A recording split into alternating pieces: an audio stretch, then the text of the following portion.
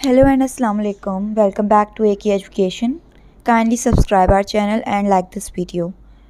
तो आज हम बात करने वाले हैं उस न्यूज़ की जिसका सब रिपीटर्स को, तमाम फ्रेशर्स को, तमाम इम्प्रूवर्स को बहुत ज़्यादा इंतज़ार था कि कब जो है वो पीएमसी अपना सिलेबस रिगार्डिंग एनएमडी कैट 2022 जो है वो अनाउंस करेगी।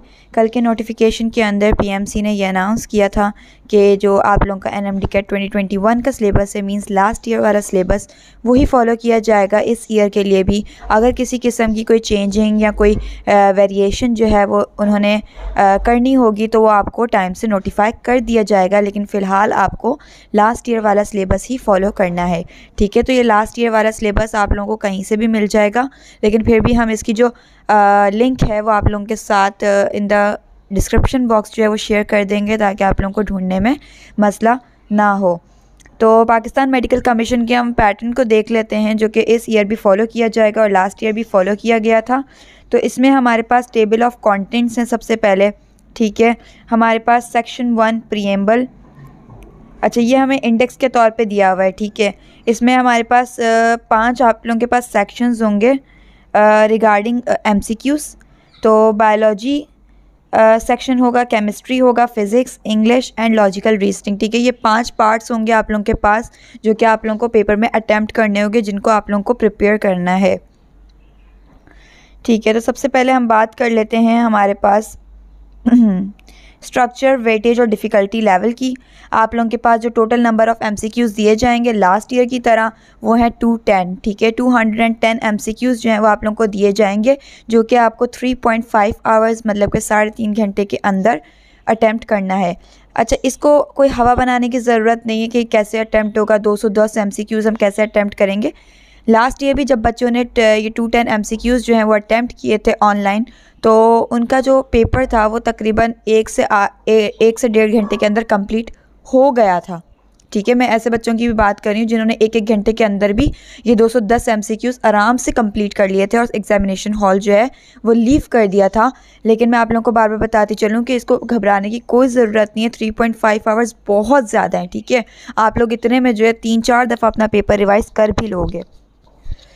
तो उसके बाद है फॉर्मेट इन्होंने बोला है कि कंप्यूटर बेस्ड एमसीक्यूज़ होंगे, मतलब इस साल भी पिछले साल की तरह ऑनलाइन टेस्ट जो है वो लिया जाएगा।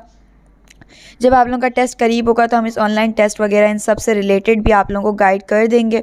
ठीक है, अच्छा उसके बाद है मिनिमम पासिंग मार्क्स। तो minimum passing marks last year की तरह 65% हैं, मींस आप लोगों को 137 मार्क्स जो है वो लाना लाजिम है in order to clear your NMD CAT 2022। सही है, जिसके मार्क्स 137 से कम होंगे he will not clear the NMD CAT and he will not qualify for the further admissions in MBBS and BDS all over Pakistan, whether in public और private medical colleges.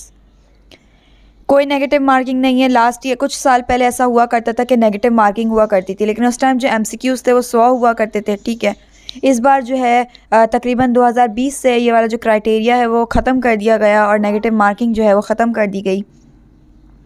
अच्छा, हम हमारे पास वेटेज की बात करते हैं तो हमारे पास बायोलॉजी पोर्शन है जिसमें 32 जो है वो अच्छे परसेंटेज के हिसाब से बायोलॉजी पोर्शन है जिसमें हमारे पास नंबर ऑफ़ एमसीक्यूज़ हैं 68। आप लोगों के पास सबसे ज़्यादा एमसीक्यूज़ जो हैं वो बायोलॉजी के दिए जाते हैं, डैट इज़ 68। ठीक है, तो 68 एमसीक्यूज़ हैं बायोलॉजी के अंदर, मींस कि आप लोगों को सबसे ज़्यादा अपनी जो फोकस रखनी है इस टाइम वो बायोलॉजी पे रखनी है। बायोलॉजी में इतना बताती चलूँ कि 90% जो है वो बुक लाइन्स आती हैं। You must have to read Punjab text book और फेडरल टेक्स्ट बुक वंस। ठीक है, आप किसी भी बोर्ड से ताल्लुक़ रखते हो, आपको एक दफ़ा पंजाब या फिर फेडरल, वो आपकी अपनी चॉइस है, आपको एक दफ़ा लाजमी पढ़नी है। ठीक है, क्योंकि बुक लाइन्स जो हैं वो मोस्टली इन्हीं बुक से दी जाती है। बायोलॉजी के अंदर 90% बुक लाइन्स प्रेजेंट होती हैं। Then we have chemistry. Chemistry के अंदर आप लोगों के पास है 56 एमसीक्यूज़। ठीक है, 56 एमसीक्यूज़ आप लोगों ने प्रिपेयर करने। केमिस्ट्री और फिज़िक्स का वेटेज इन्होंने बराबर रखा है, केमिस्ट्री और फिज़िक्स दोनों के अंदर बराबर एमसीक्यूज़ हैं, डैट इज़ 56। ठीक है, you must have to clear your concepts in order to clear these MCQs. Then we have English. ठीक है, इंग्लिश में आप लोगों के पास क्या है कि इंग्लिश में आप लोगों के पास क्या है कि आप लोगों को 20 MCQs दिए जाएंगे। कोई घबराने की ज़रूरत नहीं है, कोई हाई-फाई इंग्लिश नहीं आती।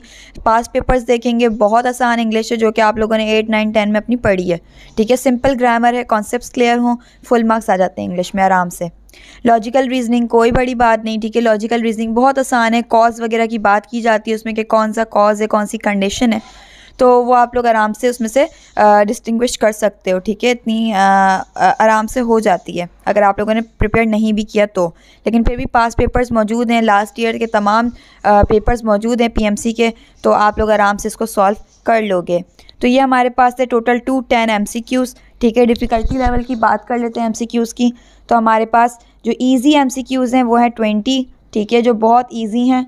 मॉडरेट लेवल के MCQs आप लोगों को 60 MCQs दिए जाएंगे। मॉडरेट लेवल में मतलब 60% जो आप लोगों के पास मॉडरेट MCQs होंगे, 20% ईजी MCQs होंगे, 20% जो है वो हार्ड MCQs होंगे।